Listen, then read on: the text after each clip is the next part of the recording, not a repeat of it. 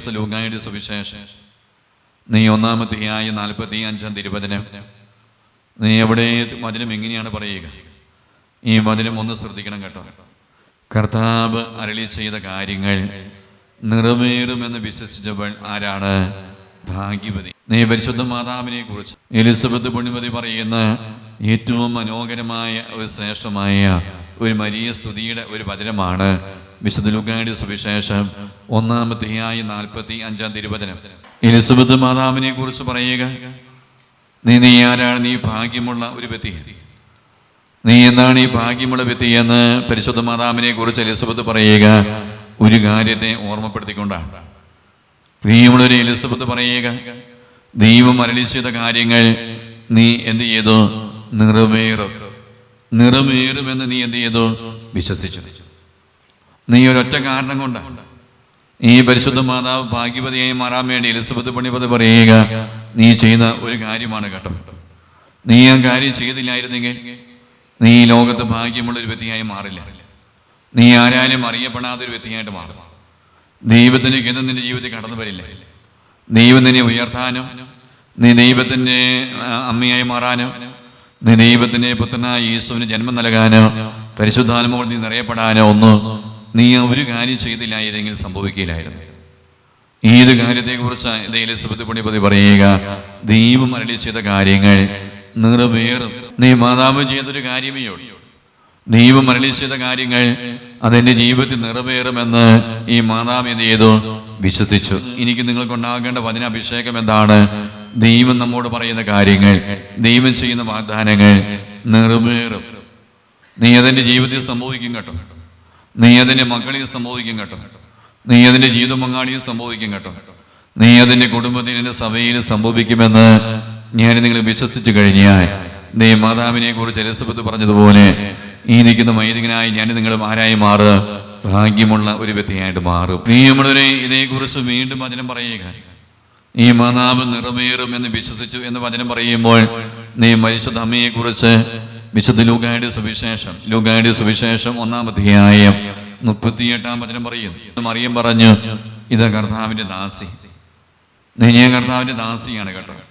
നീ അത് കഴിഞ്ഞ് മറിയുമെന്ന ഗബ്രിയേൽ മാലാഖയോട് പറയുക, നിന്റെ വാക്ക് എന്നിൽ നിറവേറട്ടെ. ഈ ഒരു കാര്യം മാത്രമാണ് മാതാവ് ചെയ്തോളൂ. നീ പറയുന്ന കാര്യങ്ങൾ, നീ സംസാരിക്കുന്ന കാര്യങ്ങൾ, നീ എന്നോട് അരുളി ചെയ്യുന്ന കാര്യങ്ങൾ, നീ അതിൻ്റെ ജീവിതത്തിൽ സംഭവിക്കട്ടെ, അത് നിറവേറട്ടെ എന്ന് മാത്രമാണ് പരിശുദ്ധമ്മ പറയുക. നീ ദൈവത്തിന്റെ പരിശുദ്ധാത്മാവ് ഓരോ ശനിയാഴ്ചയും ഓരോ ധ്യാനത്തിലും എന്തെല്ലാം ദൈവികമായ സന്ദേശം നമുക്ക് നൽകുന്നു. നീ നമ്മുടെ കുടുംബത്തെ കുറിച്ച് ദൈവം എന്തെല്ലാം സന്ദേശം നൽകുന്നു. ഈ ദൈവം അരുളി ചെയ്യുന്ന കാര്യങ്ങൾ ഈ പരിശുദ്ധ മാതാവിനെ പോലെ നിറവേറും. ആ നിറവേറപ്പെടുമെന്ന് ഈ നിൽക്കുന്ന എനിക്ക് നിങ്ങൾക്കും എന്തുണ്ടാകണം? വിശ്വാസം ഉണ്ടാകണം. നീ ദൈവം അരുളി ചെയ്യുന്ന കാര്യങ്ങൾ നീ അതിൻ്റെ ജീവിതത്തിൽ നിറവേറും ദൈവമേ, അതെൻ്റെ കുടുംബത്തിൽ നിറവേറും ദൈവമേ, അതിൻ്റെ ജീവിതം പങ്കാളി, എൻ്റെ മാതാപിതാക്കളുടെ മക്കളില്, എൻ്റെ സഹോദരങ്ങളിൽ, എൻ്റെ കൂടപ്പുറപ്പുകളില്, എൻ്റെ ദേശത്തിൻ്റെ സഭയില് ദൈവമേ അത് വെളിപ്പെടുമെന്ന് ഞാൻ നിങ്ങൾ എന്ത് ചെയ്യണം?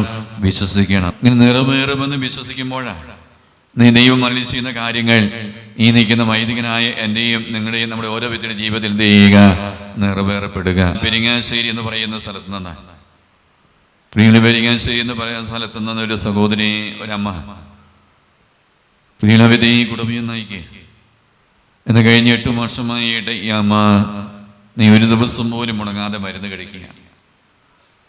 ഇതിനു വേണ്ടി കഴിഞ്ഞ 8 വർഷമായി അമ്മ ഈ കുടുംബത്തിന്റെ ഉത്തരവാദിത്തങ്ങൾ, ജോലികൾ, കുടുംബത്തിൻ്റെതായ ഭാരം, നീ അതിനുള്ളിലാണ് ഒരു ദിവസം പോലും ഇടപെടാതെ.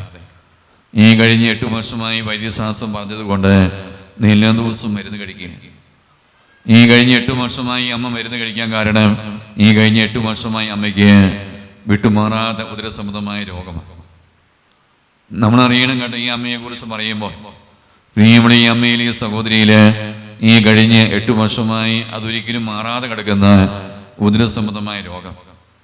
അവിടെ വൈദ്യശാസ്ത്രം പറഞ്ഞു, നീ അമ്മയോട് പറഞ്ഞ് ചേച്ചി, ഈ സഹോദരി പറഞ്ഞ് ജീവിതകാലം മുഴുവനും ഈ മരുന്ന് കഴിക്കണം കേട്ടോ. അങ്ങനെ കഴിഞ്ഞ 8 വർഷമായി മരുന്ന് കഴിച്ചുകൊണ്ടിരിക്കുക. നീ അങ്ങനെയാണ് താപൂർ മാതാവിന്റെ മാധ്യസ്ഥയുടെ താമ്പോറി താമസിച്ച് നടക്കുന്ന ഒരു ആന്തരിക സൗഖ്യ ധ്യാനം കൂടാൻ വേണ്ടി ഈ അമ്മ വരികയാണ്. നീ ധ്യാനത്തിൽ പങ്കെടുക്കുന്ന വ്യക്തികളെ കണ്ട് അവരുടെ നിയോഗങ്ങൾക്കായിട്ട് പ്രാർത്ഥിക്കുമ്പോൾ ദൈവത്തിന്റെ പരിശുദ്ധാത്മാവ് ഈ അമ്മ ഈ നിയോഗം പറഞ്ഞു, അച്ഛാ ഈ കഴിഞ്ഞ 8 വർഷമായി ഞാൻ ഒരു ദിവസം മുടങ്ങാതെ ഈ മരുന്ന് കഴിച്ചുകൊണ്ടിരിക്കുക. കാരണം അച്ഛൻ എനിക്ക് 8 വർഷമായി വിട്ടുമാറാത്ത ഉദരസംബന്ധമായ രോഗമാണ്. വൈദ്യശാസ്ത്രം എന്നോട് പറഞ്ഞിരിക്കുക, ജീവിതകാലം മുഴുവനും നീ ഇത് 1, 2, 3 വർഷമല്ല കേട്ടോ, ജീവിതകാലം മുഴുവൻ ഈ മരുന്ന് കഴിക്കേണ്ടി വരും. ഈ മരുന്നിന് മുടങ്ങേണ്ട തുക, നീ അത് മാത്രമല്ല ഈ മരുന്ന് കഴിക്കുന്ന വഴി ശരീരത്തിലുള്ള ചില അസ്വസ്ഥതകൾ, നമ്മൾ ഈ രോഗത്തിന് മരുന്ന് കഴിക്കുമ്പോൾ നീ ഇത് പല പല രോഗങ്ങളിലേക്ക് അസ്വസ്ഥതയിലേക്കൊക്കെ പോകാറുണ്ട്. അപ്പോൾ ഇതെല്ലാം ഈ അമ്മയെ അലട്ടിക്കൊണ്ടിരിക്കുക. അപ്പോൾ ഈ നിയോഗം പറഞ്ഞ് 8 വർഷമായ ഈ മാറാതെ കിടക്കുന്ന ഉദരവേദനയാണ്. ഈ രോഗം മാറാൻ വേണ്ടി പ്രാർത്ഥന ചോദിക്കുമ്പോൾ ദൈവത്തിന്റെ പരിശുദ്ധാത്മാവ് നൽകുന്ന ദൈവികമായ സന്ദേശം ഇതായിരുന്നു, പ്രിയമുള്ളവരെ, 7 ദിവസം കൊണ്ട് ഈ രോഗത്തെ കർത്താവ് സുഖപ്പെടുത്തും. ഹല്ലേലൂയ. 8 വർഷമായ രോഗമാണ് കേട്ടോ. നീ 8 വർഷമായ രോഗത്തിന് വേണ്ടി പ്രാർത്ഥിക്കുമ്പോൾ, ഈ രോഗം സുഖപ്പെടാൻ പ്രാർത്ഥിക്കുമ്പോൾ ദൈവത്തിന്റെ പരിശുദ്ധാത്മാവ് നൽകുന്ന ഒരു അരുളപ്പാടാണ്, ഈ രോഗത്തെ ദൈവമായ കർത്താവ് 7 ദിവസം കൊണ്ട് സുഖപ്പെടുത്തും. നീ ഒരു പക്ഷെ ഞാനാകാം, നിങ്ങളാകാം ഈ അമ്മയുടെ സ്ഥാനത്ത്. നീ കഴിഞ്ഞ 8 വർഷമായി ഞാൻ നിങ്ങൾ മുടങ്ങാതെ ആ രോഗത്തിന് വേണ്ടി മരുന്ന് കഴിക്കുക. നീ പല ഹോസ്പിറ്റലിൽ പോയി ആ രോഗത്തിന് വേണ്ടി മരുന്ന് ഡോക്ടർമാരെ മാറി മാറി എല്ലാ ഡോക്ടർമാർ പറഞ്ഞ് ജീവിതകാലം മുഴുവനും മരുന്ന് കഴിക്കണം കേട്ടോ. നീ ഞാനാകാം, നിങ്ങളാകാം ഈ മരുന്ന് കഴിച്ചുകൊണ്ടിരിക്കുക. ഈ സമയം പ്രാർത്ഥിക്കുന്ന ദൈവത്തിന്റെ ആത്മാവ് നമുക്ക് വേണ്ടി നൽകുന്ന ദൈവികമായ അരുളപ്പാടാണ്, ഈ രോഗം എത്ര ദിവസം കൊണ്ട് മാറും? 7 ദിവസം കൊണ്ട് മാറും. ഇത് ദൈവികമായ ഒരു അരുളപ്പാടാണ്, ഇത് ദൈവികമായ സന്ദേശമാണ്. എന്നെ ശ്രദ്ധിക്കണേ, ഈ 7 ദിവസം കൊണ്ട് ഈ രോഗം മാറുമെന്ന ഈ ദൈവം അരുളി ചെയ്യുന്ന കാര്യങ്ങൾ നിറവേറും. നീ ഇത് സംഭവിക്കും കേട്ടോ. ഇത് എൻ്റെ രോഗത്തെ സുഖപ്പെടുത്തും കേട്ടോ. ഈശോ 7 ദിവസം കൊണ്ട് ഈ രോഗത്തെ സുഖപ്പെടുത്തും, ഇത് നിറവേറുമെന്ന് എനിക്ക് നിങ്ങൾക്ക് എത്ര പേർക്ക് വിശ്വസിക്കാൻ പറ്റും? പലപ്പോഴും നീ മാനുഷികമായ സംശയം കടന്നു വരില്ലേ? നീ 8 വർഷമായ രോഗം എങ്ങനെയാ 7 ദിവസം കൊണ്ട് സുഖപ്പെടുക? ഞാൻ 7 ദിവസം കഴിഞ്ഞ് മരുന്ന് കഴിക്കേണ്ടി വരില്ലേ? ഞാൻ ഈ രോഗമായി ജീവിതകാലം മുഴുവൻ കഴിയേണ്ടി വരില്ലേ? ഇങ്ങനെയുള്ള ഒരുപാട് അവിശ്വാസ ചിന്തകൾ ഈ അമ്മയിലേക്ക്, ഈ സഹോദരിയിലേക്ക്, പ്രിയമുള്ളവരെ, ഒരു അവിശ്വാസ ചിന്ത പോലും കടന്നു വന്നില്ല. ഈ അമ്മ ഇത് കണ്ണടച്ച് വിശ്വസിക്കുക. ഇന്നാണ് ദൈവം അരുളി ചെയ്യുന്ന കാര്യങ്ങൾ നിറവേറുമെന്ന്. അത് നിറവേറുമെന്ന് ഞാൻ നിങ്ങൾ എന്ത് ചെയ്യണം? അത് വിശ്വസിക്കണം കേട്ടോ. നീ പരിശുദ്ധ അമ്മ ഇത് വിശ്വസിച്ചു. നീ അരുളി ചെയ്യുന്ന കാര്യങ്ങൾ നിറവേറുമെന്ന് ഞാൻ വിശ്വസിക്കുന്നു. നീ ആ വിശ്വാസം ഈ പരിശുദ്ധ മാതാവിലേക്ക് വന്നപ്പോൾ ഈ പരിശുദ്ധ മാതാവ് ആരായി മാറി?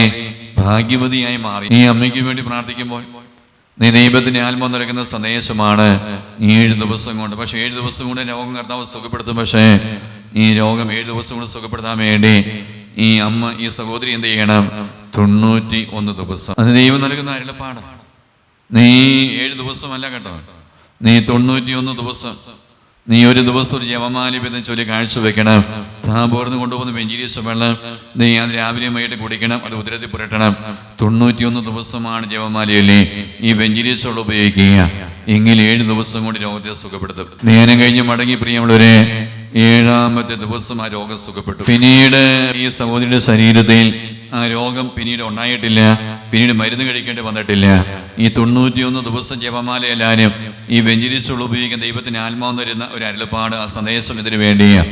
ഈ രോഗം സുഖപ്പെടുക മാത്രമല്ല, ഈ രോഗം വരാതിരിക്കാൻ വേണ്ടി ദൈവികമായി സംരക്ഷണ വിധി വെളിപ്പെടാൻ വേണ്ടിയാണ് ഇത്രയും ദിവസം കൂടി ജപമാലയല്ലേ കർത്താവിന്റെ സഹായം തേടി പ്രാർത്ഥിക്കാൻ പറയുക. അവിടെ പ്രിയമുള്ളവരെ, ഇന്ന് ഞാൻ നിങ്ങളും ഈ ഏകദിന ശുശ്രൂഷയിൽ പങ്കുചേരുമ്പോൾ നമ്മൾ വിശ്വസിക്കണം. എന്ത് വിശ്വസിക്കണം?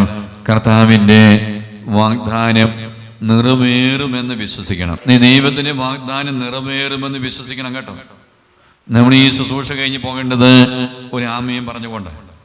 നമ്മൾ ഈ ശുശ്രൂഷ കഴിഞ്ഞ് സംശയത്തോടെ നമ്മൾ മടങ്ങരുത് കേട്ടോ.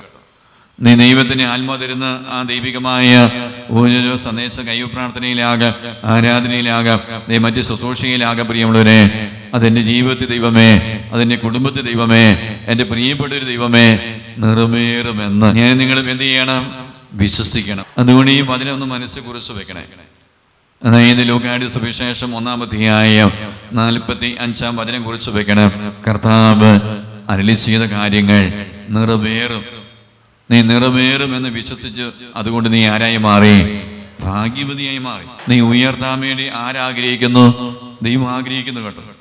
നീ അതുകൊണ്ട് ദൈവത്തിന്റെ വചനം പറയുക, കർത്താവിന്റെ വാഗ്ദാനം നിറവേറുമെന്ന് വിശ്വസിക്കണം.